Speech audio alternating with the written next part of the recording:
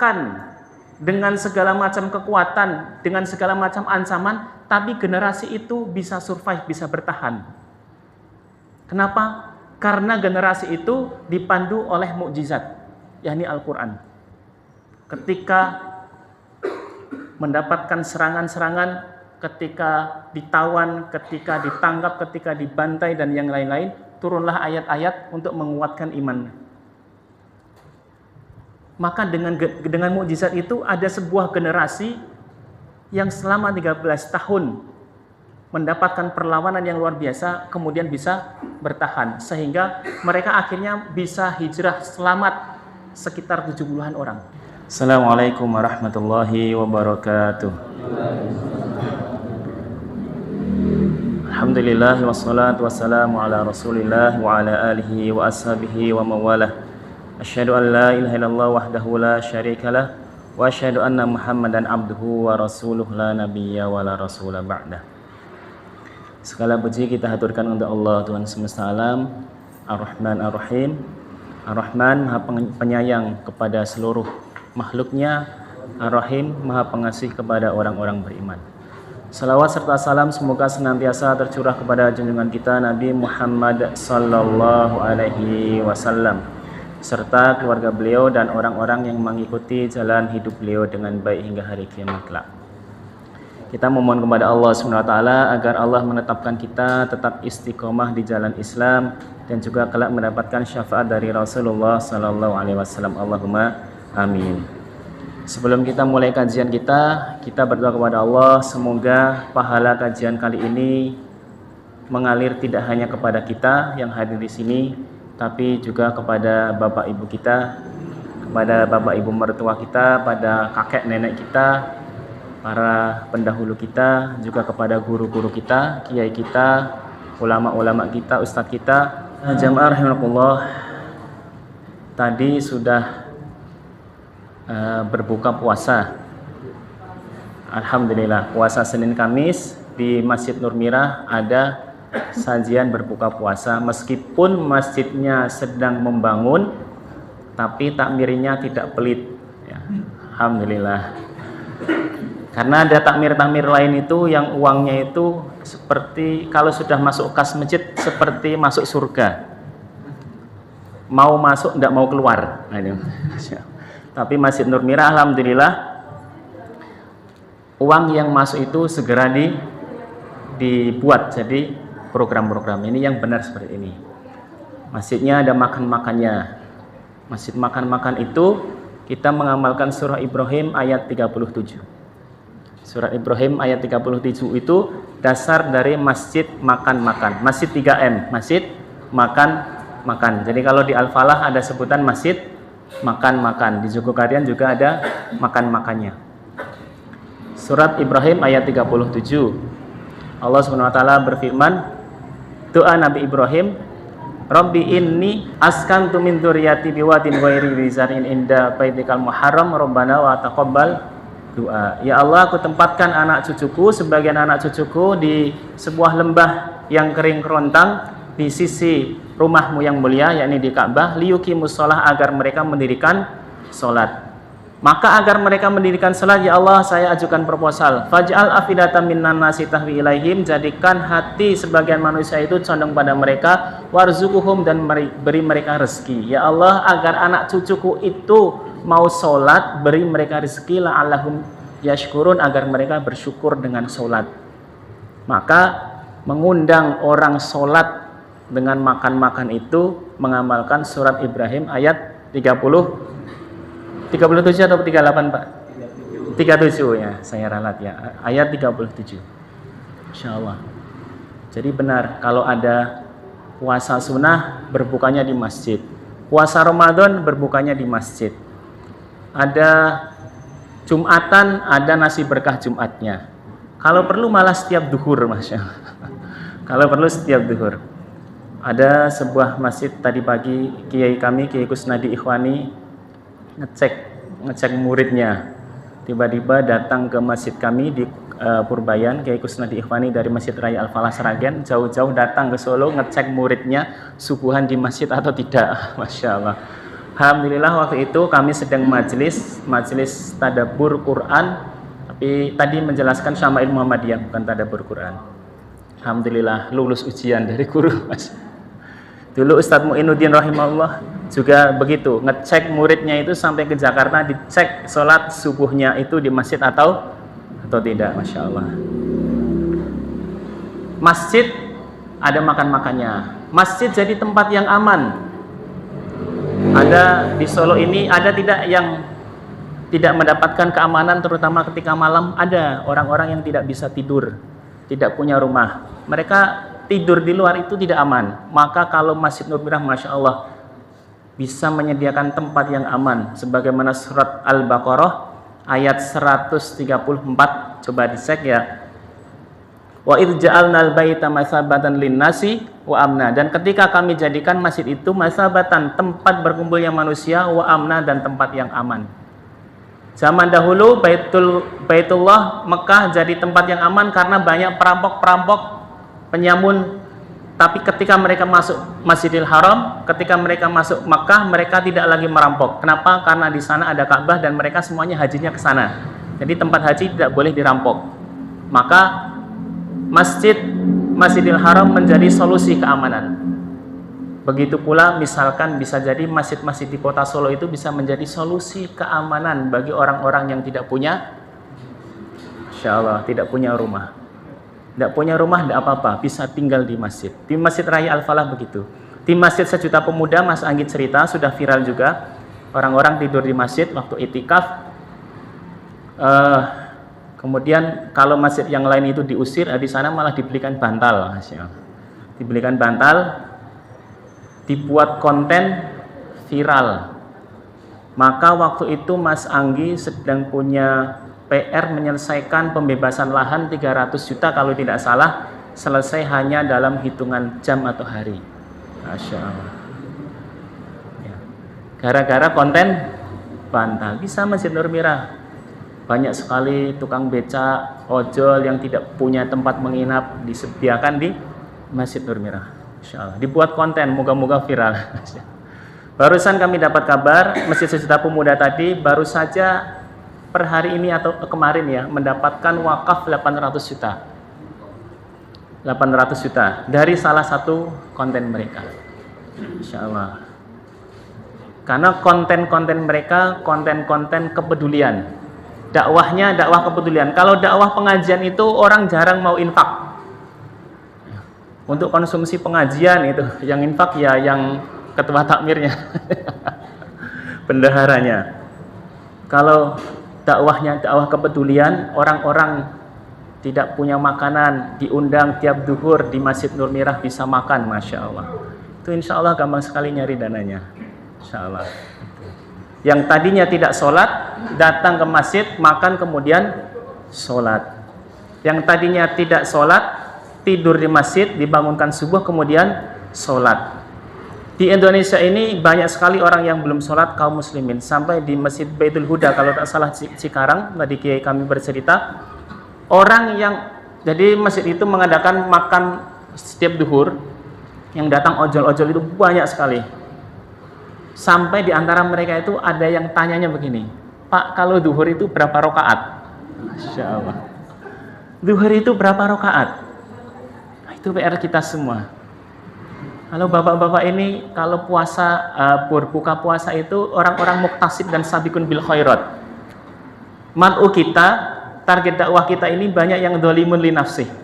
Maka harus dibuat program-program untuk orang-orang seperti beliau-beliau itu. Yang belum ke masjid, bagaimana biar ke masjid caranya? Caranya merayu bagaimana? Iblis berkhutbah disebutkan di dalam surat Ibrahim. Saya lupa nomor ayatnya. Wa id qala syaitanu lamma qudiyal amru innallaha wa'adakum wa'dal haqqi wa wa'atukum fakhtalaftukum. Ketika syaitan yakni iblis berkhutbah di akhirat kelak di neraka, sesungguhnya Allah telah menjanjikan kepada kalian janji yang benar. Kemudian aku menjanjikan kepada kalian janji yang salah. Saya menjanjikan kepada kalian janji kemudian saya mengingkarinya. Wa makana li 'alaikum min sultanin illa an da'autukum fastajabtum li. Dan sebenarnya saya itu nggak punya kuasa apapun terhadap kalian.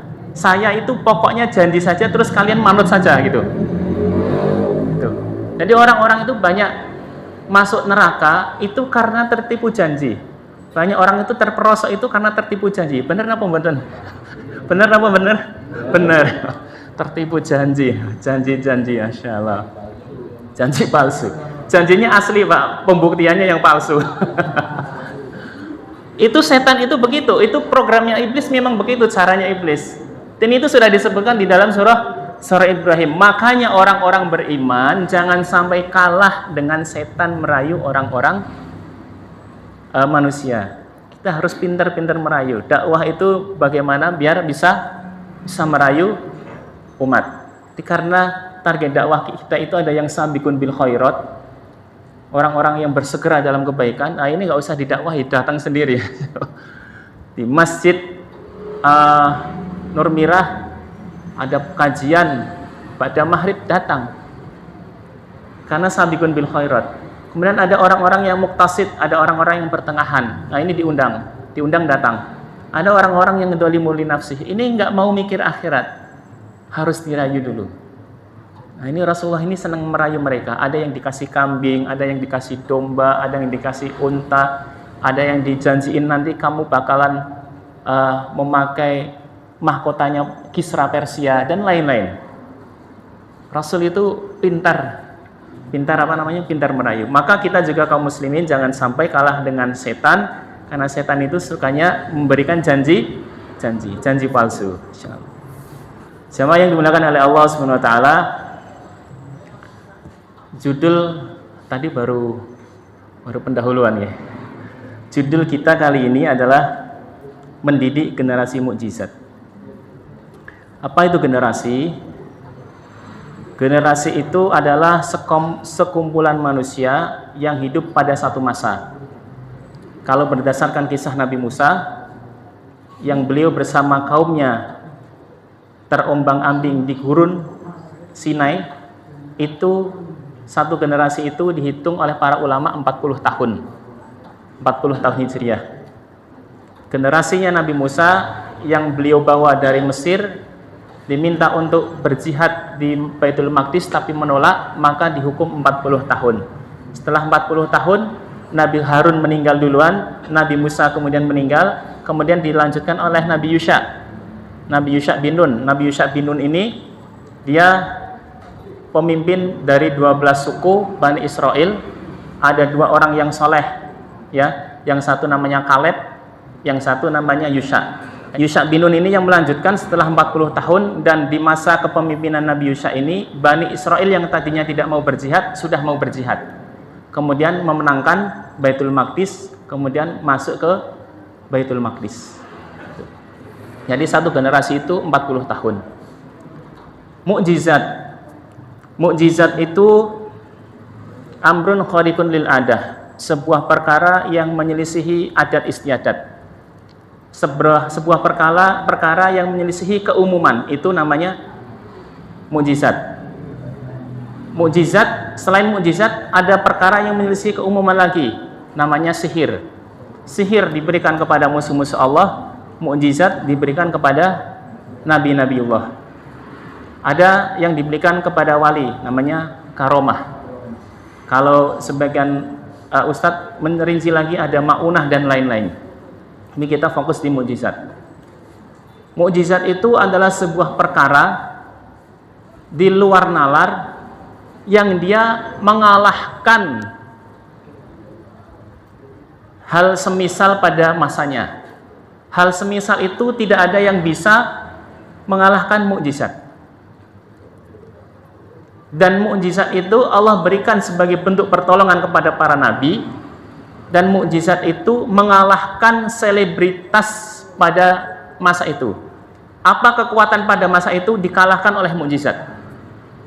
Contoh, kaum Samud itu pandai membuat istana tidak hanya dari batu, tapi dari gunung.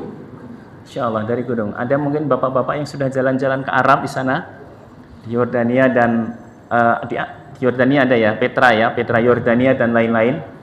Di Arab Saudi juga ada beberapa kalau tidak salah. Itu kaum Samud bisa membuat seperti itu. Itu berapa miliar kan? Ini sudah habis 2 miliar nih, nggih. Masjid ini sudah habis 2 miliar, Pak, nggih. Sudah, belum jadi nih. Bayangkan kaum Samud itu bisa membuat seperti itu. Masya Allah. Berapa miliar kalau ditotal dengan uang sekarang? Dikalahkan dengan mukjizatnya Nabi Shalih mengeluarkan unta dari batu. Tidak ada satupun ahli batu pada waktu itu yang bisa melakukan hal serupa. Itu namanya mukjizat. Mau berusaha bagaimanapun, mau pakai sihir bagaimanapun, nggak akan bisa. Mukjizatnya Nabi Musa bisa mengalahkan selebritas pada waktu itu. Kekuatan terhebat pada waktu itu pertama sihir, sampai kemudian para penyihirnya tunduk. Kemudian kedua, apa kekuatan paling hebat waktu itu? Pasukan Fir'aun. Pasukan Fir'aun itu kekuatan terhebat pada waktu itu, kalah dengan mukjizat membelah lautan. Itu mukjizatnya Nabi Musa. Mukjizatnya Nabi Isa bisa menghidupkan orang meninggal. Pada waktu banyak sekali orang-orang yang waktu itu masa di mana ilmu kedokteran begitu majunya. Tapi sehebat-hebatnya dokter pada waktu itu, sehebat-hebatnya tabib pada waktu, tidak ada yang bisa menghidupkan orang mati. Ini bisa menghidupkan orang mati piye carane gitu kan. Itu namanya mukjizat. Mukjizatnya Rasulullah SAW banyak. Di antara mukjizat yang paling hebat adalah Al-Quran. Kira-kira bapak-bapak sekalian, kenapa Al-Quran itu mukjizat paling hebat? Kenapa kira-kira? Tidak akan pernah punah. Itu tidak expired. Itu betul, tidak akan pernah punah. Tapi apakah hanya itu? Ada lagi, monggo.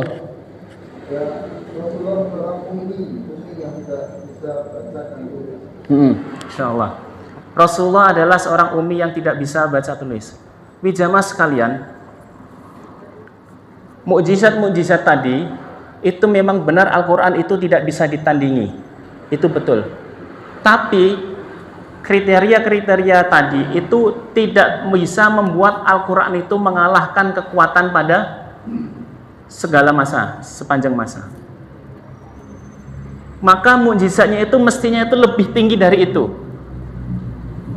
Mukjizatnya Nabi Musa bisa mengalahkan kekuatan Fir'aun. Bayangkan kalau sekarang Fir'aun itu kekuatannya diukur mungkin gabungan Amerika sama Rusia, bisa jadi.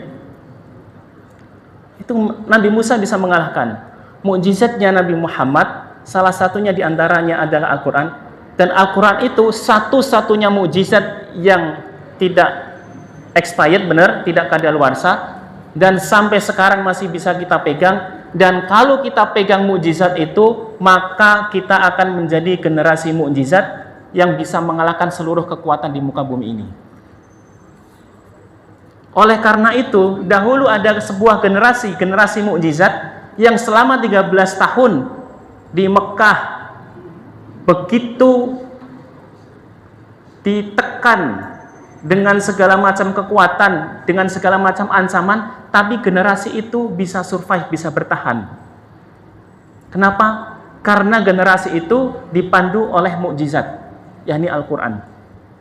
Ketika mendapatkan serangan-serangan, ketika ditawan, ketika ditangkap, ketika dibantai, dan yang lain-lain, turunlah ayat-ayat untuk menguatkan iman. Maka dengan mukjizat itu ada sebuah generasi yang selama 13 tahun mendapatkan perlawanan yang luar biasa, kemudian bisa bertahan, sehingga mereka akhirnya bisa hijrah selamat sekitar 70-an orang yang sudah meninggal banyak. Dengan mukjizat itu, orang-orang yang tadinya tidak kenal Islam, mereka mau percaya pada Nabi, padahal sebelumnya mereka tidak dengar. Dulu ada Nabi Ibrahim, iya, tapi kemudian kan sudah lama sekali. Mereka menyerahkan hidupnya. Sumayyah, bagaimana beliau meninggal sebagai wanita yang syahid pertama bersama suaminya Yasir. Bilal, bagaimana beliau disiksa. Khobab, bagaimana beliau disiksa. Mus'ab bin Umair, bagaimana beliau menjadi gelandangan, tadinya anak bangsawan. Mereka bisa mempertahankan iman karena mukjizat itu. Kemudian ada generasi mukjizat yang lainnya, yakni setelah Rasulullah hijrah ke Madinah 10 tahun sudah tidak lagi ditekan dari dalam, tekanannya ganti dari luar saja. Kalau tadi dalam dan luar, kalau sekarang tekanannya dari luar, serangan-serangannya dari luar Madinah, mereka bisa mendirikan sebuah kota negara, Madinah. Kota tapi sudah bentuk negara, kota negara Madinah. Dan setelah itu ada sebuah generasi yang mukjizat lagi, selama 40 tahun bisa menaklukkan adidaya pada waktu itu, yakni Romawi dan Persia. Insya Allah, itu generasi mukjizat. Mereka tidak akan bisa mendapatkan itu kecuali dengan mukjizat, yakni Al-Quran. Maka Umar bin Khattab suatu ketika berkata, Innallaha yarfa'u bihadzal kitab wa yad'u akharin. Innallaha yarfa'u aqwaman bihadzal kitab wa yad'u akharin. Sesungguhnya Allah akan mengangkat derajat, mengangkat sebuah kaum karena kitab ini dan akan merendahkan kaum lainnya. Pakainya berarti generasi mukjizat itu generasi Al-Qur'an. Coba bayangkan 13 tahun ya, kalau bukan Islam, kalau bukan umat Islam, kalau bukan generasi muhajirin, itu pasti sudah selesai. Pasti sudah selesai itu. Di sebuah kota yang sangat kecil, Mekah waktu itu. Penduduknya paling berapa? Itu pasti sudah selesai. 10 tahun di Madinah diserang dari berbagai penjuru, seluruh bangsa Arab menyerang. Itu kalau bukan karena mukjizat, pasti sudah selesai. 40 tahun kemudian Khulafaur Rasyidin, kalau tidak karena mukjizat, mereka tidak akan berjaya. Karena mereka memegang mukjizat Al-Quran. Pertanyaannya, kita ini punya Al-Quran, tapi kenapa kita ini tidak jadi seperti mereka? Kan begitu ya Bapak-bapak ya. Al-Quran ada di hadapan kita, di depan kita banyak sekali Al-Quran. Tapi kok kita tidak bisa seperti para sahabat itu? Ketika ditekan keimanan kita luar biasa, ketika tidak ditekan prestasinya luar biasa, ketika ditekan bertahan mati-matian, hidup mulia atau mati syahid. Ketika sudah tidak ditekan langsung menjadi para juara, para orang-orang yang berprestasi. Orang Islam itu disebut para rahib di malam hari, fursanun fin nahar, para penunggang kuda yang hebat di siang hari. Insyaallah. Tapi itu generasi dulu. Tapi generasi dulu itu pakainya Al-Quran. Tapi kenapa kita tidak? Padahal kita sudah punya Al-Quran. Bisa jadi, bukan bisa jadi, insya Allah. Saya hakul yakin, karena kita tidak bisa pakai Al-Quran. Kita sudah ditinggalin mukjizat oleh Rasulullah, tapi kita tidak bisa memakai mukjizat itu. Masya Allah. Coba kalau Nabi Musa, ya Musa, ketuklah tongkatmu agar agar Laut Merah itu terbelah. Tapi Nabi Musa nggak bisa ngetukkan tongkatnya, malah diubeng-ubeng kayak gitu. Bisa meninggal semua pasukannya. Karena kita tidak bisa memakai mukjizat itu. Maka jamaah rahimakumullah, semestinya tantangan-tantangan kita pada hari ini begitu banyak. Mestinya dengan mukjizat Al-Quran kita bisa menyelesaikan tantangan-tantangan itu. Mestinya. Kemiskinan itu mestinya bisa selesai dengan Islam. Jamaah rahimakumullah, ada beberapa interaksi yang berbeda terhadap Al-Quran. Tugas Rasulullah itu adalah yatlu alaikum ayatihi, melaksanakan tilawah. Dari tilawah itu nanti ada ayat-ayat untuk tazkiyah, wa yuzakikum. Nanti ada ayat-ayat yang wa yu'allimukumul kitaba wal hikmah. Interaksi kita pada Al-Quran ini banyak yang masih sekedar tilawahnya itu bentuknya qiraah dengan berbagai macam levelnya. Ada yang pokoknya bisa baca, ada yang bacanya makhrajnya sudah benar, ada yang sifat hurufnya sudah benar, ada yang gharibnya sudah benar, dan lain-lain. Qiraah ini kalau dilaksanakan dapatnya pahala 1 huruf 10 kebaikan, kan begitu, nanti dikalikan lagi. Tapi qiraah dengan seperti ini belum cukup untuk mengeluarkan semua potensi Al-Quran. Ada yang kedua namanya tadabbur. Tadabbur itu kita memikirkan ayat-ayat Al-Quran, hasilnya adalah iman pada Al-Quran. Maka sekarang banyak sekali kaum muslimin di barat ya terutama, itu berdiskusi dengan orang-orang non-muslim sampai memberikan kopian Al-Quran kepada mereka agar orang-orang non-muslim itu mentadaburi Al-Quran. Kalau sudah mentadaburi Al-Quran, memikirkan isi-isinya, hasilnya apa? Iman pada Al-Quran. Nah, kita orang beriman tidak boleh berhenti di situ. Alif lam mim dzalikal kitabul la raiba fih hudal lil muttaqin. Kita tidak boleh hanya berhenti di dzalikal kitabul la raiba fih. Kitab itu tidak ada keraguan di dalamnya. Berarti kita kan beriman pada Al-Quran ya. Kita tidak perlu tadabbur. Kita sudah syahadat dari kecil, insya Allah beriman kepada Al-Quran. Ya kan? Meskipun ada orang yang mengatakan Al-Quran ada kesalahannya dan sebagainya, mereka menuduh dengan fitnah-fitnah itu, kita udah nggak mendengarkan mereka. Kita pasti iman pada Al-Quran. Jadi tugas kita selanjutnya adalah hudal lil muttaqin. Kita menjadikan Al-Quran sebagai petunjuk. Nah, Al-Quran sebagai petunjuk ini diberikan petunjuk lil muttaqin. Orang bertakwa itu statusnya di dunia itu ada dua. Status yang pertama adalah hamba, status kedua adalah khalifah. Kita banyak sekali mengkaji ayat-ayat hamba, hadis-hadis tentang hamba, bagaimana cara kita beribadah, ada kajian fikih, kan begitu. Bagaimana cara kita berkeyakinan pada Allah, ada kajian akidah. Bagaimana kita menyucikan diri kita, ada kajian tazkiyatun nafs. Bagaimana kita mencari harta yang halal, ada kajian muamalah. Itu semua ilmu untuk seorang hamba.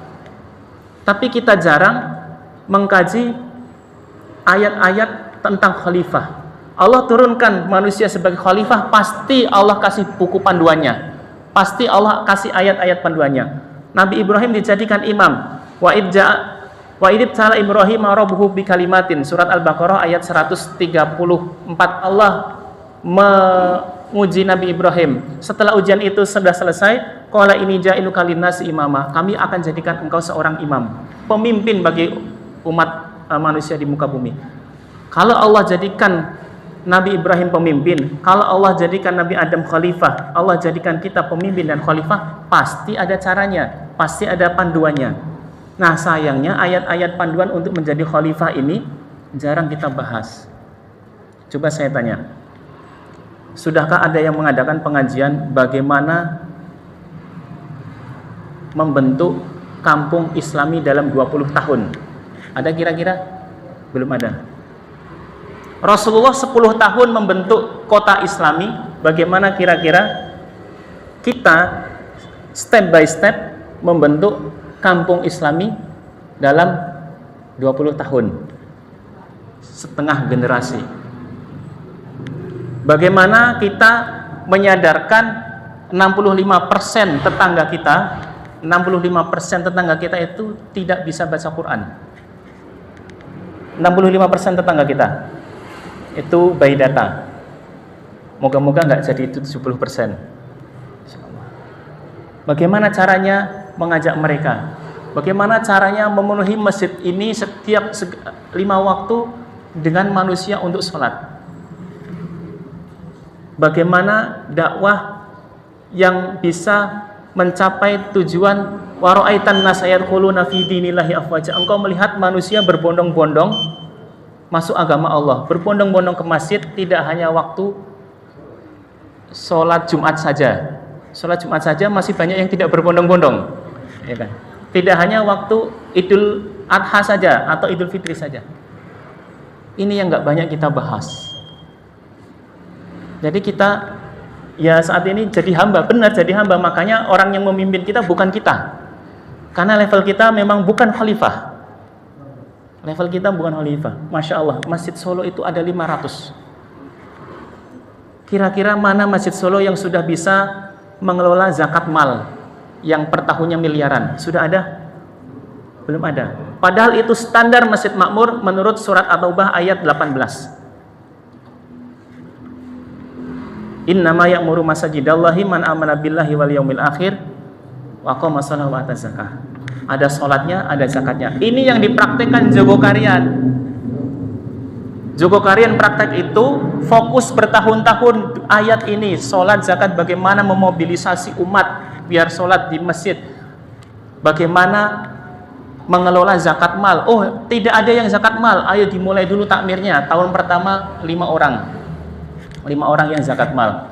Tahun berikutnya nambah lagi, akhirnya sekarang sudah miliaran per tahun zakat mal. Itu kalau ada zakat mal miliaran per tahun, Nur Mirah 12 miliar, berarti 1 tahun 1 miliar zakat malnya. Masjid mana lagi? Masjid Al-Islam, Masjid Aisyah dan lain-lain. Tidak hanya masjid yang gede-gede, yang kecil-kecil pun, yang kecil-kecil 100 juta per tahun, Masya Allah. Itu ada orang yang tidak mampu, sudah Pak, jenengan nggak mampu, jenengan senangnya bisnis apa kerja? Kerja, ingin diajarin apa? Diajarin jadi ahli bekam atau ahli ruqyah, sudah disekolahkan oleh masjid. Tahun ini dia jadi seorang mustahik, tahun besok dia mandiri, tahun besoknya dia bisa jadi muzaki. Inilah Masya Allah. Ayat-ayat ini tidak pernah kita ungkap bagaimana kita memimpin. Kita kalau bicara pemimpin itu langsung mikirnya presiden gitu, nggak usah ketinggian Bapak. Langsung mikirnya presiden, menteri. Pemimpin masjid saja, kalau masjid itu sesuai dengan surat At-Taubah ayat 18, itu Masya Allah orang akan berbondong-bondong ke masjid itu. Orang sekitar, bukan orang impor. Bukan orang impor, orang sekitar akan berbondong-bondong ke masjid itu. Ada satu takmir masjid yang datang ke Al-Falah, Masjid Raya Al-Falah, ketemu kiai, kemudian langsung dipraktekkan. Saya lupa nama masjidnya dan daerahnya, Jawa Barat. Langsung praktek. Anak-anak yang ke masjid sehari 3 kali, maghrib, isya, subuh, dapat hadiah setiap hari 10.000. Wow, Masya Allah. Rajin sekali anak-anak. Anak-anak rajin sekali, 10.000. Kalau yang bisa ngajak bapaknya salat subuh, tambah lagi. Masya Allah. Jadi bapak-bapak yang tadinya nggak sholat subuh, geger di rumah gara-gara anaknya mau sholat subuh di masjid. 10.000, satu anak 10.000. Kalau 100 anak berapa Pak? 1 juta, 1 juta per hari. Uangnya dari mana? Dari Allah ya. Ya kan? Uangnya dari Allah. Inilah yang membuat masjid 1 juta pemuda 800 juta cair, 300 juta cair. Ada bapak-bapak yang datang nggak punya makanan, Pak, saya mau makan, dapat, sudah habis Pak, itu coba kita carikan di dapur. Oh, adanya cuma nasi Pak, nggak apa-apa, saya nggak punya nasi, nggak punya lauk, ini sudah dapat nasi, saya bawa pulang boleh tidak untuk keluarga saya? Boleh Pak. Habis itu langsung del puluhan juta masuk di medianya bapak-bapak. Masjid Nur Mirah ini Masya Allah, anugerah Allah luar biasa di tengah kota. Tolong disyukuri dengan baik. Banyak yang sudah sadar, yang sudah siap bergerak, tapi terhalang. Banyak halangan. Masjid Nur Mirah ini Masya Allah, dulu Kiai Jasir datang ke sini, bongkar pagar, langsung dibongkar. Masya Allah, yang benar memang seperti itu. Belum jadi sudah banyak mengeluarkan untuk makan-makan. Itu yang benar seperti itu. Karena masjid itu bukan sekedar beton dan besi, tapi fungsi dan kontribusi. Ya, Masya Allah. Kalau mungkin selama ini fungsi dan kontribusinya hanya pada orang-orang sabiqun bil khairat atau orang-orang muktasid, maka dilebarkan lagi pada orang-orang yang masih afwan dzalimun li nafsi, yang orang-orang yang belum sholat bisa sholat gara-gara mungkin ada makan-makan duhurnya. Itu semua praktek ayat-ayat Al-Quran. Praktek ayat-ayat Al-Quran. Jadi makan-makan di masjid itu pendangkalan akidah apa penguatan akidah? Penguatan akidah. Yang tadinya nggak percaya pada Allah, oh ya Allah, di masjid itu dapat rezeki. Percaya sama Allah. Percaya sama Allah. Insya Allah. Bagaimana cara mendidik generasi yang mukjizat itu? Interaksinya memang harus banyak dengan Al-Quran, terutama tadi saya nyampaikan tadabbur, maka ada interaksi yang ketiga namanya tadakur. Tadakur ini hasilnya hikmah. Ilmu hikmah dan ilmu kitab ini ilmu yang harus dimiliki secara bersamaan. Orang yang hafal Quran itu dan tahu artinya, ya, itu namanya dia dapat ilmu kitab. Tapi kalau paham Al-Quran, dia dapat ilmu hikmahnya. Ilmu kitab itu ilmunya meluas. Hafal Al-Quran, kita umpamakan dapat satu telaga rawa pening misalkan ya. Atau yang paling dekat mana ini? Cengklik ya. Cengklik kesakitan, masa Al-Quran cengklik rawa pening luas. Hafal hadis Sahih Bukhari tambah lagi satu telaga, Sahih Muslim tambah lagi satu telaga, menguasai kitab ini tambah lagi telaganya, semakin luas, semakin bagus. Tapi bapak-bapak, telaga ini tidak bisa untuk menopang kapal-kapal raksasa. Rawa pening itu kedalamannya 6 meter. Saya pernah naik kapal di sana soalnya. Paling bisa perahu-perahu kecil. Tapi rukun Islam itu semuanya kapal-kapal raksasa. Syahadat itu kapal raksasa. Sholat itu kapal raksasa. Zakat, terutama zakat mal itu kapal raksasa. Haji, puasa, itu semuanya kapal raksasa. Memakmurkan masjid, itu kalau kita ibaratkan kapal, itu bukan lagi perahu, tapi sebuah kapal raksasa. Maka kapal raksasa ini tidak bisa ditopang oleh telaga. Yang menopang harus samudra. Maka kenapa zaman dahulu kaum muslimin bisa jaya? Karena banyak samudranya.